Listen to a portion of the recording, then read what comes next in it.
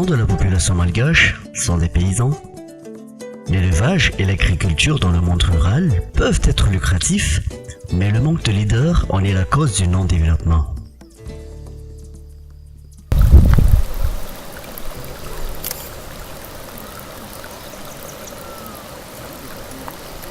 L'ambition de FIFATA est de former des relèves. Par sa vision agriculture familiale professionnelle compétitive, l'existence des leaders paysans compétents est requise. Ce qui veut dire professionnaliser des jeunes paysans afin de participer au développement de base. FIRT a massivement accompagné FIFATA dans toutes ses œuvres et surtout dans la mise en place de la FLP ou Formation Leader Paysan. FLP comporte 5 volets de formation. La formation des jeunes agriculteurs pour devenir leader d'organisations paysannes. La formation des leaders d'organisations paysannes de base dans le but d'animer les groupements de production à l'échelle communale. La formation des élus régionaux pour réussir à fédérer les organisations de base autour de projets communs. La formation tandem cadre-élu pour consolider les liens entre élus et techniciens. L'accompagnement des leaders nationaux dans le but de renforcer leur capacité à mener les combats syndicaux. Ny tanjona amin'ny FIFATA dia avy amin'ireo tanora ireo no hisy an'ilay mpandimby zany eo anivon'ny FIFATA izay hisolo tena ny tatsaha malagasy hiaro ny tombotsoa sy ny zon'ireo tatsaha malagasy ireo miainga avy amin'ireo tanora ka zay no mahatonga an'ity fanofanana leader paysanne ity zany izay miainga avy amin'ny tanora miainga avy amin'ny fotony miakatra amin'ny régional indrindra fa aty amin'ny sehatra national.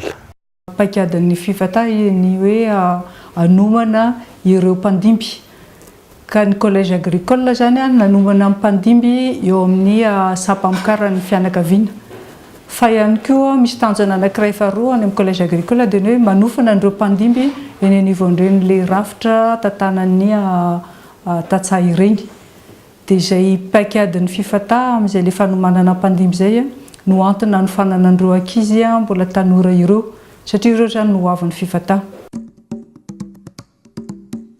Une descente et enquêtes au fond ont été effectuées au sein des 5 collèges agricoles fondés par FIFATA et FIRT, ainsi que les fédérations de chaque région respective pour connaître le fond des besoins de ces jeunes, dans le but d'élaborer les volets de formation.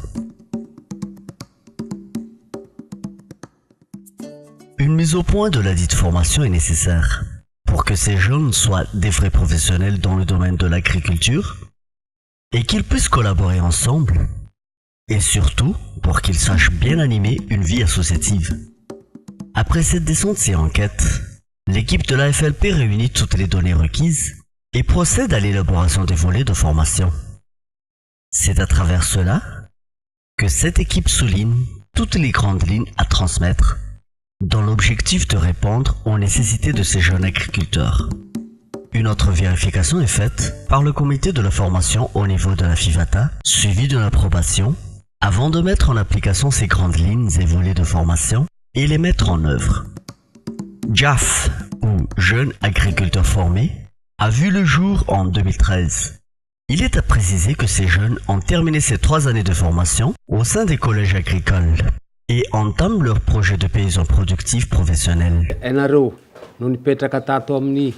Collège niofana tanatin'ny telo taona dia tena tsapa sy hita fa ianareo reo zany no andrandraina mety hipetraky ho solona ary ho relève-ny ao amin'ny fédération zay tantanitsika aty amin'ny faritra. Espacés de 90 jours, 3 modules de formation sont à appliquer pendant 2 jours. Premier module, savoir diriger, la responsabilité d'un leader.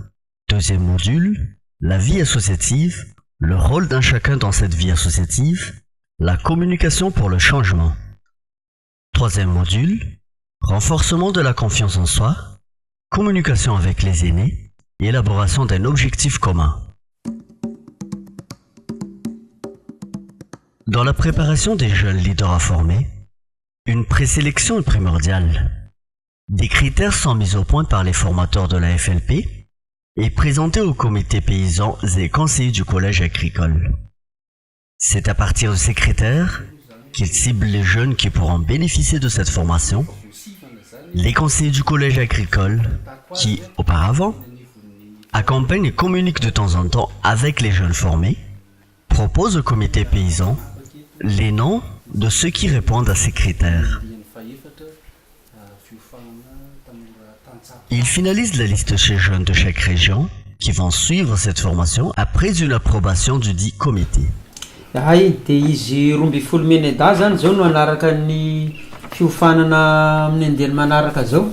Ny tena andrandrainay ato amin'ny fédération koa dia mba hisiny mpandimby sy ho mpitarika ato ohatranay ato amin'ny agnatin'ny fédération zao ato anatin'ny vondron'ny fikambanan'ny Tatsaha dia mpitarika zany mba ilana mba hoe tanora mba handimby hitarika ato anatin'ny fédération satria raha tsy misy mpitarika zay antom-pisin'ny ty collège ty dia tsy ho nisy ihany koa zay vokatsoa tahasala am'izao zay.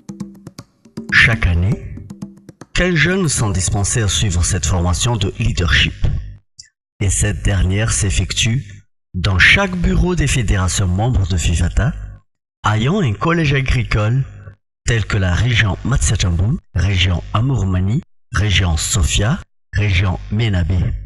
La région Alotomangour n'a effectué qu'une année de formation, d'où l'absence de jeunes à former. Rehefa niroso tamin'ny FLP eo dia hitako fa tena ampitanteraky le formation hoentiko andresy lahatry olona anao le tetikasa na anao le fikambanana.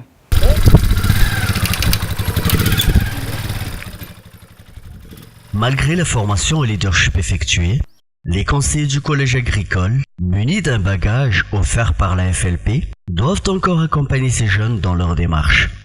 Pour bien appliquer les acquis durant la formation, les conseils et directives offerts par ces conseillers du collège agricole pour ces jeunes déjà formés en leadership dépendent de ce qui se passe dans leur milieu rural. Zao zany navita fiofanana FLP dia nanangana ireo fikambanana aloha tia fokotanin'ny Andranomena commune Bemanonga izay nanao fikambanana resaka fambolena voanjo sy fiompiana tantely izay nataoko taty sy atsasa tena io zany ro fikambanana nitarihiko voalohany indrindra teto. Dia fomba fanatanterahako an'izy io zany nisy ireo manao an'le projet aloha fatako hoe mampiditra fidiram-bola anango dia nanangana ireo namanao nampidiriko anatin'ny antanina dia naniditra fikambanana izy tsy dia nankasarotra zany nanao an'le niditra anatin'le fikambanana satria hitany afa mivoatra zany le zavatra ataoko dia moramora azy kokoa nanaraka an'le teny zay niteneniko anaminy aloha. Raha ohatra izy tsy mahay mitarika fikambanana na tia tegna amin'ny zavatra hainy dia mety sanatria ho akasiany olona ny zavatra izay ataony. Zany hoe tsisy famokarana vanona raha tsy miaraka amin'ny fiarahamonina dia ny firaisankina koa ny hoery dia miara-mandroso ny tanora sy ny tantsaha manodidina azy, mandroso ihany koa ny firenena.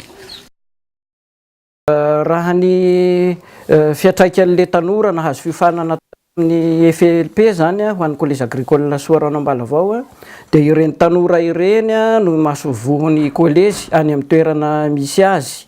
Zany hoe mampahafantatra bebe kokoa zany ny collège ny tanjona ny lalam-piofanana zay atao ato amin'ny collège noho zany miamitombo ny mpianatra miditra eto amin'ny collège tao aorianan'ny nahazahoany fiofanana mahakasika ny FLP zay. 3 années de formation au leadership sont effectuées jusqu'à présent. Tels sont les nombres des jeunes formés par région par an. La région Matsiachambou, la région Amouromani, la région Sofia, la région Menabe.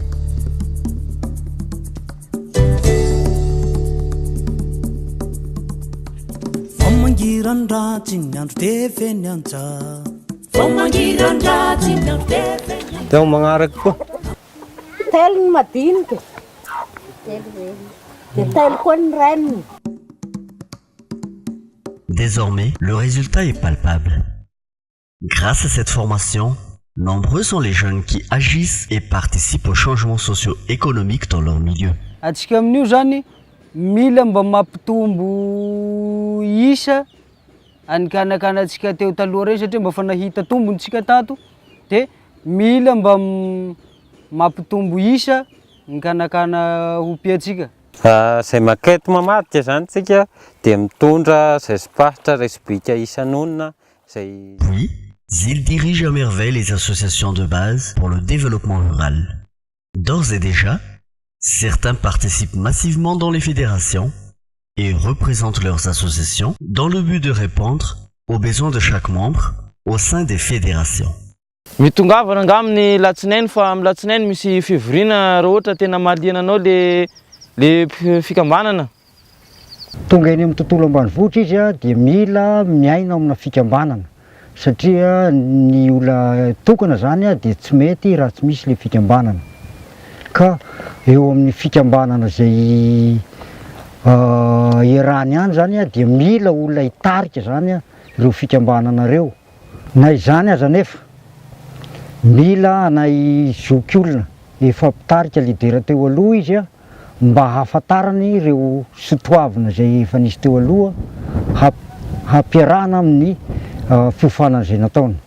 Dia raha nisy isaorana moa amin'izany ny FERT zay nanome an'ireo fiofanana an'ireo tanora ireo satria mandringa le fiainan'izy ireo raha ohatra resaka teknika fotsiny no azony fa ny resaka fiarahamonina tsy voarainy zareo satria natao hitarika izy ary natao fitaratra ho an'ny manodidina azy ary indrindra moa amin'le maha leader zay dia mitarika manome ny zavatsoa mamafy ny zavatsoa azony tato fa tsy tazona ho azy rery ary mamafy an'izany ho amponina manodidina.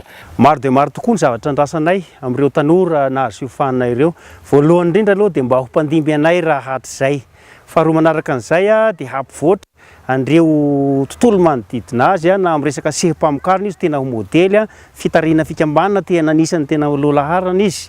Indrindra moa fa ny fampivoarana an'ireo faritra misy azy.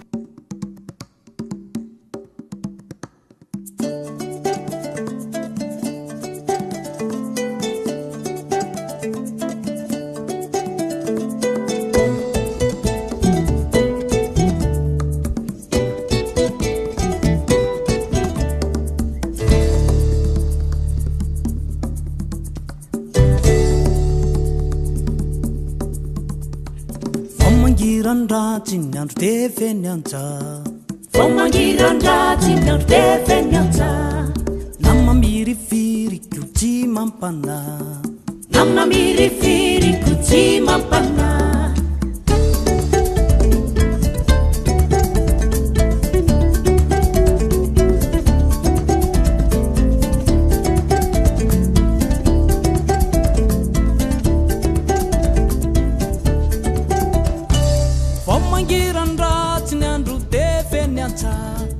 Namamiriviriko tsy mampana ye